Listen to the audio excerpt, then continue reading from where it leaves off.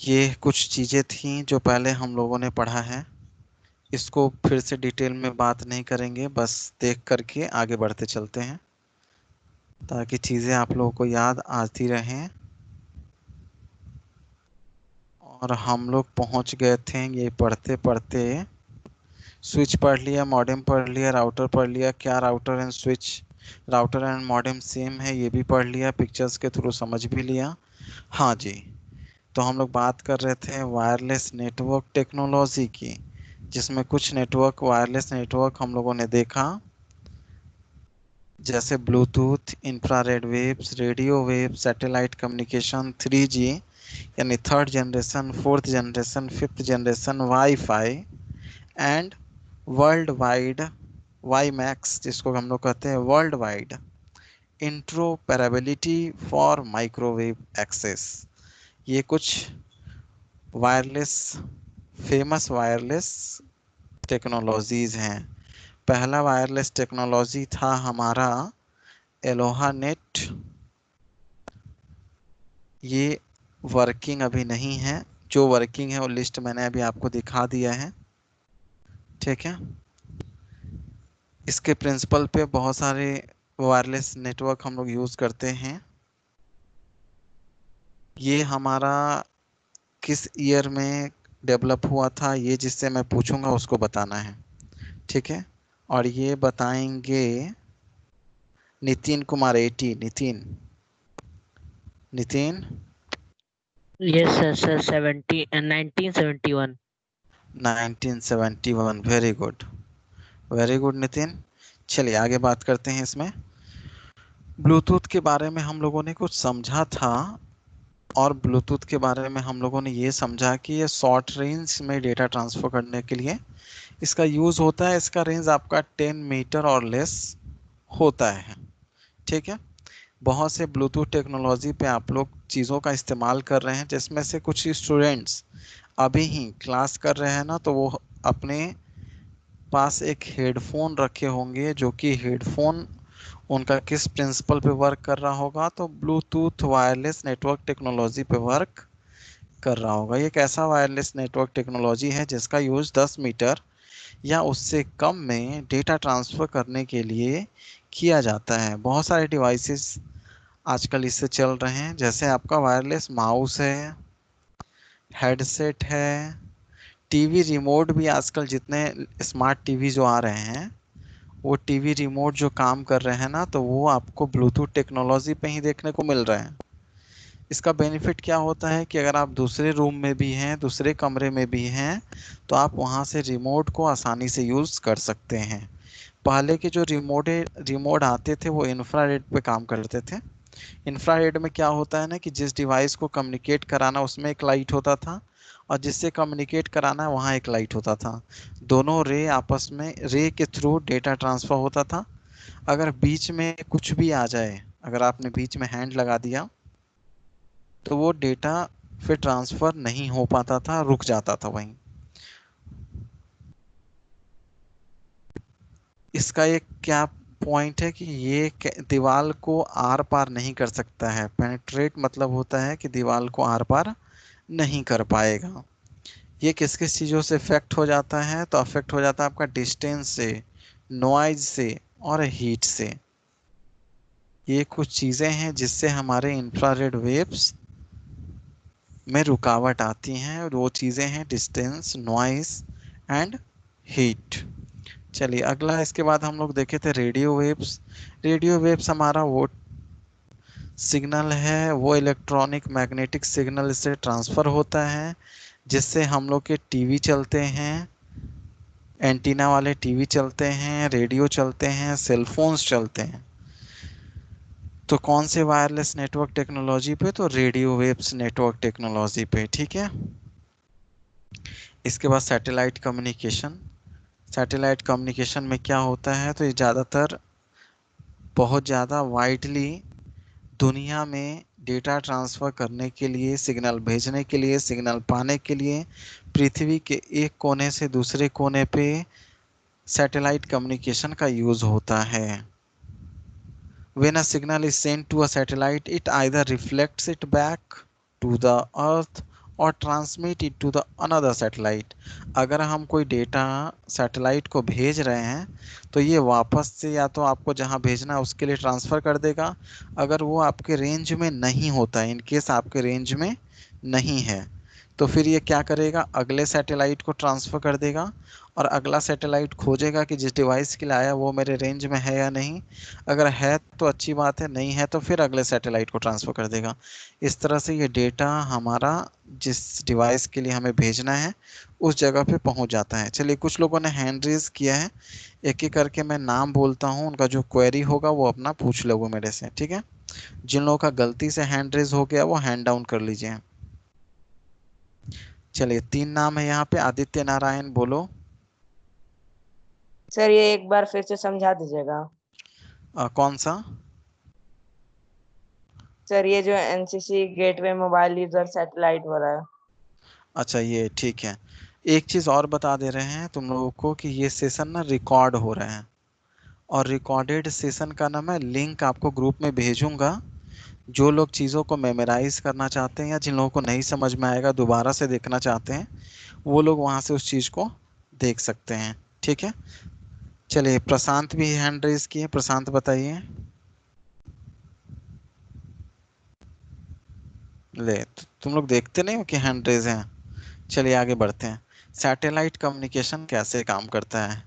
मान लीजिए एक कोई डिवाइस है, मोबाइल यूज़र है यहाँ, इसने कोई सिग्नल, कोई डेटा ट्रांसफ़र किया, तो डेटा ना लोकली डेटा अवेलेबल नहीं था, वो डिवाइस अवेलेबल नहीं था, वो किसी दूसरे कोने में होगा, पृथ्वी के किसी और कोने में होगा जो लोकल तरीके से नहीं भेजा जा सकता है। तो क्या करता है, वो डेटा चला जाता है सीधा सैटेलाइट के पास।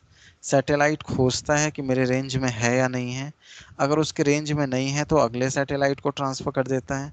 फिर वो सैटेलाइट देखता है कि मेरे रेंज में है या नहीं है। अगर मेरे रेंज में है तो गेटवे को भेजता है, और गेटवे क्या करता है, उस पार्टिकुलर डिवाइस को भेज देता है।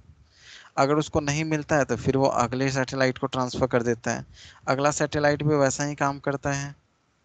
अगर डायरेक्ट उसको कोई यूज़र मिल गया तो उसे भेज दिया, नहीं तो फिर वो गेटवे को जाएगा और गेटवे से जो डिवाइसेस कनेक्टेड होंगे उसको वो डेटा चला जाएगा। इस तरह से हमारा सैटेलाइट काम करता है। चलिए बात करते हैं 3G, 4G और 5G।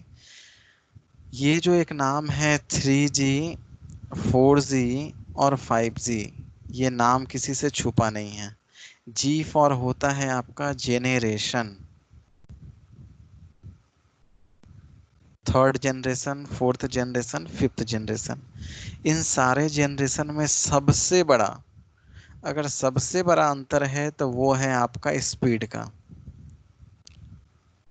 3G जब 2G था तो उस समय आपके डेटा ट्रांसफ़र के स्पीड बहुत ही लो थे, ठीक है। मुझे जहाँ तक याद है शायद 122 kbps तक मैक्सिमम डेटा ट्रांसफ़र होता था, या शायद इससे भी कम था, उतना एग्जैक्ट मुझे याद नहीं है। तो वही बढ़ के 3G में हो गया 384 kbps। अच्छा स्पीड हो गया, दुगना तिगुना हो गया स्पीड। यही स्पीड आकर के 4G में हो गया 100 Mbps। 4G आते आते बहुत अच्छा खासा स्पीड हो गया इसका। और इसी सेशन में आ गए आपके IPTV। IPTV मतलब आपका टीवी इंटरनेट से चलेगा। इसका एक एग्जांपल है आपका जियो टीवी। आई थिंक सब लोगों ने जियो टीवी के बारे में सुना होगा। जियो टीवी यस सर। आपका IPTV के फंक्शन पे वर्क करता है। इसके अलावा हॉट स्टार वगैरह सब तो डेटा ही ट्रांसफ़र करता है, लेकिन एज अ टीवी ही है। सबसे अच्छा एग्जांपल टीवी का, IPTV का, जियो टीवी ही है। इसके बाद जब 5G आएगा तो इसका स्पीड और भी ज़्यादा होने वाला है, और ये स्पीड आपको कहाँ तक देखने को मिलेगा, तो 10 Gbps तक। ये 100 Mbps लिखा हुआ है, लेकिन 100 Mbps पूरा मिलता नहीं है। जहाँ जहाँ अच्छे नेटवर्क कम्युनिकेशन है ना वहाँ मिलते हैं। हम लोग के मोबाइल में अगर जियो काम कर रहा है, अगर अच्छा खासा नेटवर्क सिग्नल अच्छा पकड़ रहा है, तो मुझे लगता है कि 6-7 Mbps तक स्पीड मिलता होगा, क्योंकि मैंने अभी तक तो इतना ही अपने मोबाइल में हाईएस्ट स्पीड देखा है जियो के थ्रू। तो ये मैक्सिमम स्पीड है। जरूरी नहीं है कि आपका 100 Mbps पहुंच ही जाए। ये मैक्सिमम यानी 4G में इतने तक जा सकता है। अगर आपका टेक्नोलॉजी बेहतर होगा तब, उस पे लोड कम होगा, या उस लोड को वो कैरी करने लायक होगा तब। तो 5G में हमें 10 Gbps का स्पीड मिलेगा। आप समझ सकते हैं कि क्या हायर स्पीड होगा 5G में। और धीरे धीरे इस पे सर वर्किंग चल रहा नॉर्मल है, स्पीड कुछ दिनों में ये आ भी एमबीपीएस। जाएगा। हाँ आदित्य बोलो। सर नॉर्मल स्पीड ही एमबीपीएस चलेगा।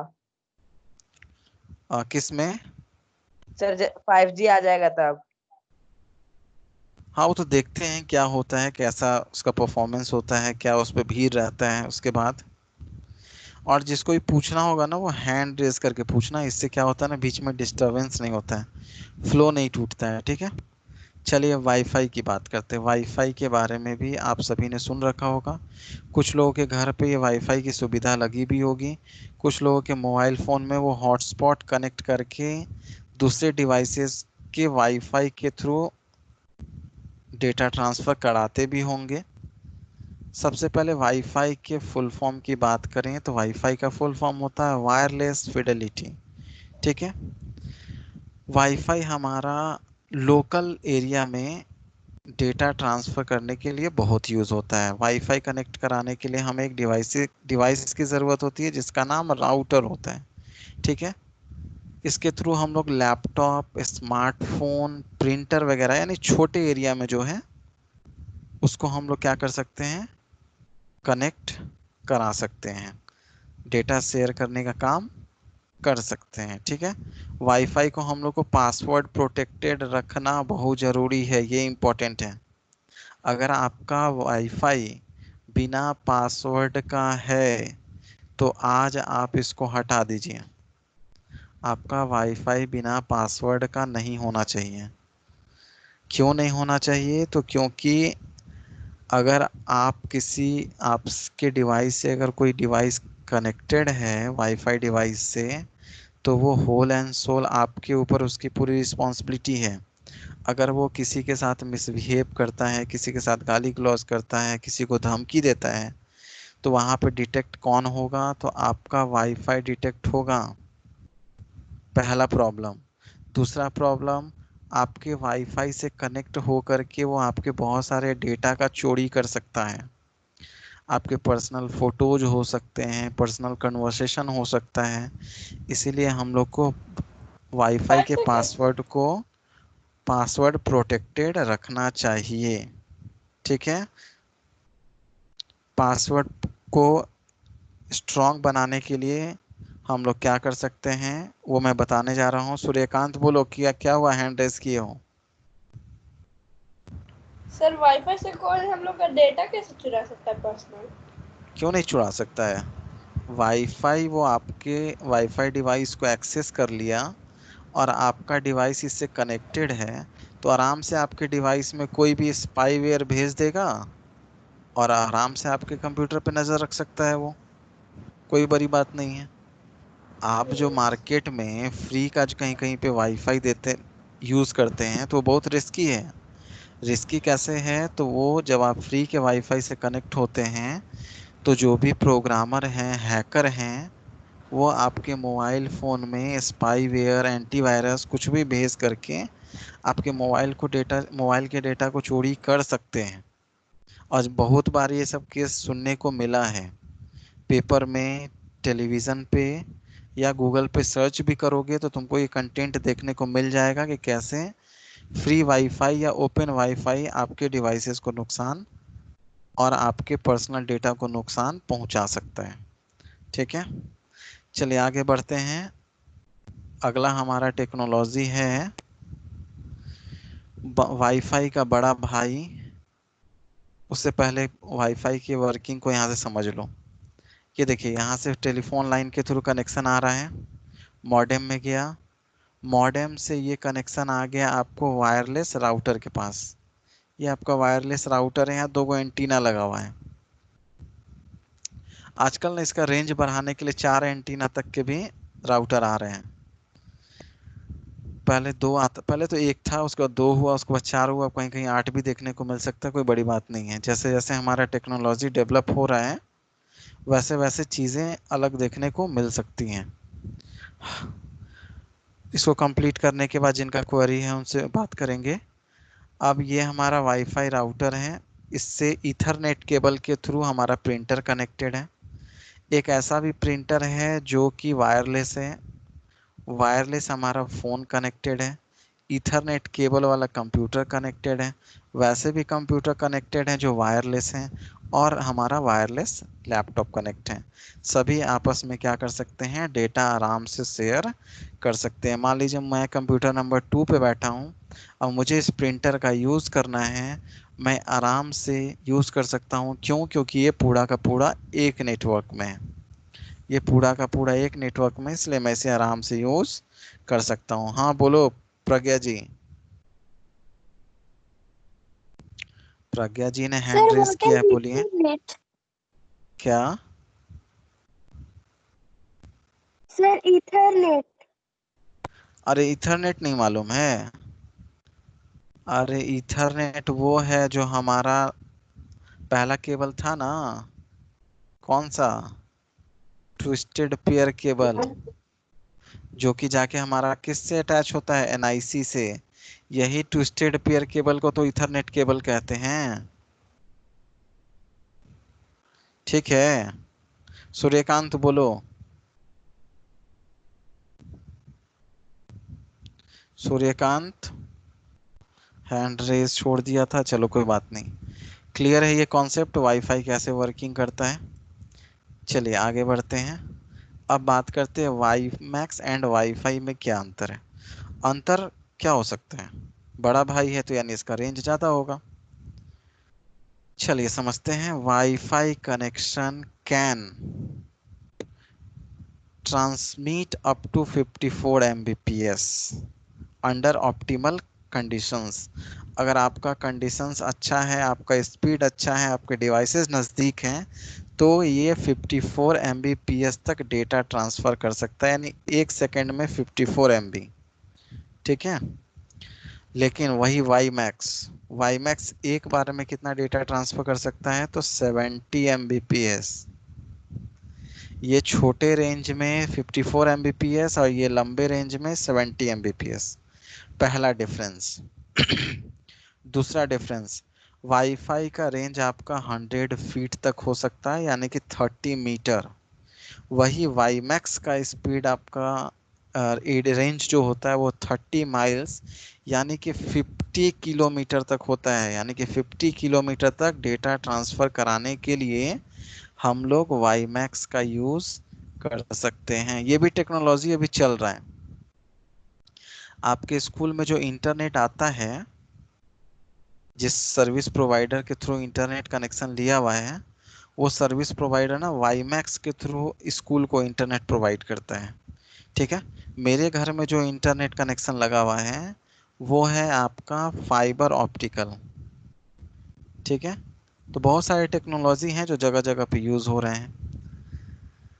चलिए, वाई मैक्स आपका 10 से लेके 66 गीगाहर्ट्ज़ फ्रीक्वेंसी के साथ डेटा ट्रांसफ़र करता है, और वाईफाई आपका 5 गीगाहर्ट्ज़ फ्रीक्वेंसी के साथ डेटा ट्रांसफ़र करता है। तीन चीज़ हम लोग को वाई मैक्स और वाईफाई के लिए याद रखना है।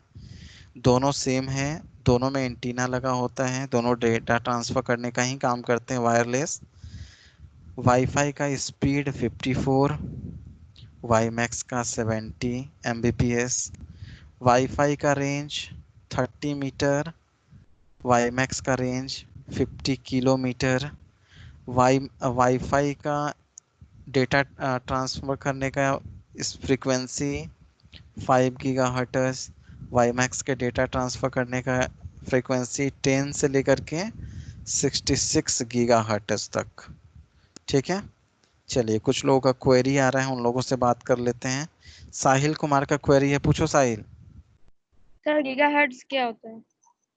गीगाहर्ट्ज़ एक फ्रीक्वेंसी है, किस स्पीड से हमारा वो रे बाहर निकल रहा है। एक रे जो काम करता है वाईफाई को डेटा रेडियो सिग्नल जो निकलते हैं, वो निकलने का स्पीड क्या है, उसी को हम लोग गीगाहर्ट्ज़ कहते हैं, फ्रीक्वेंसी।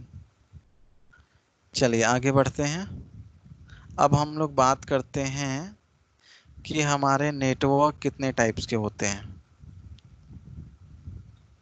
तो हमारे नेटवर्क्स 3 तरह के होते हैं, local area network, metropolitan area network और वाइड एरिया नेटवर्क। एक पिक्चर के सहारे इसको बहुत अच्छे से समझ सकते हैं। कैसे, वो पिक्चर देखिए। ये देखिए घर हैं, मान के चलते पूरा बिल्डिंग है। तो जो इसमें मान लो एक बिल्डिंग में 5 कंप्यूटर हैं, वो पांचों अगर आपस में कनेक्टेड है ना, तो ये चीज़ कहलाएगा आपका लैन, यानी कि लोकल एरिया नेटवर्क। यानी थोड़ी ही दूरी पे, ज़्यादा दूर नहीं, सभी एक वायर के थ्रू, कुछ स्विचेस के थ्रू, कुछ राउटर्स के थ्रू आपस में कनेक्टेड हैं। तो वैसे डिवाइसेस, वैसे नेटवर्क टाइप को हम लोग लोकल एरिया नेटवर्क कहते हैं। नहीं, लोकल यानी थोड़ी दूर तक ही है, सीमित है। ठीक है। वही बात करते हैं कि ये भी मकान पटना में ही है और ये भी मकान पटना में ही है। ठीक है। ये आपका बोरिंग रोड में है और ये आपका दानापुर में है। और लेकिन ये दोनों बिल्डिंग क्या है ना, आपस में एक नेटवर्क में है। ठीक है। तो ये फिर कहलाएगा आपका मैन, यानी कि मेट्रोपॉलिटन एरिया नेटवर्क। ठीक है। अब बात करते हैं कि ये दोनों एक शहर में हैं और ये दूसरे देश में है। ये सब कहाँ है? दुनिया के दूसरे कोने में है।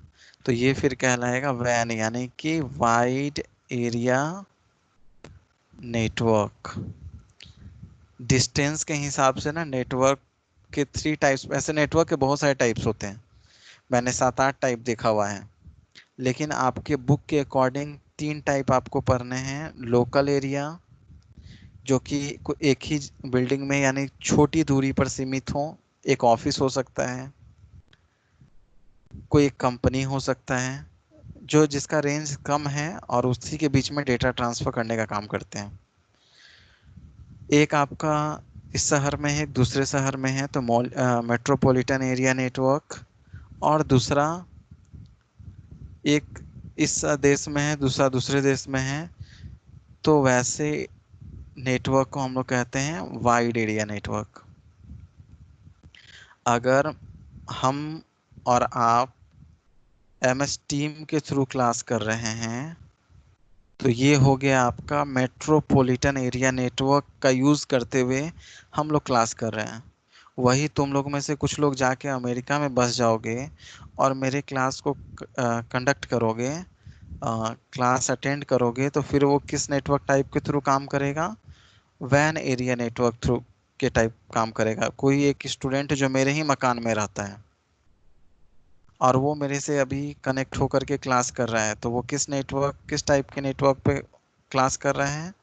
तो लैन पे काम कर रहा है, यानी लोकल एरिया नेटवर्क। ये समझाने के लिए सबसे अच्छा एग्जांपल है, जो मेरे बिल्डिंग में क्लास कर रहा है वो लैन।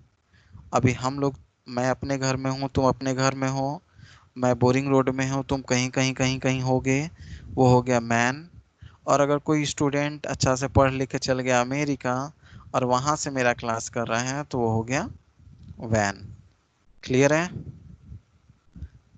किसी को कोई दिक्कत इसमें? जिसको सर। दिक्कत है हैंड रेस करोगे, हैंड रेस।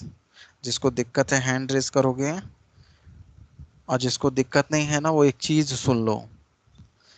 चीज को सुनने से पहले ये रिकॉर्डिंग को 1 मिनट बंद करने दो हमको, क्योंकि उसमें इतना काम का चीज नहीं है कि रिकॉर्डिंग में जाए।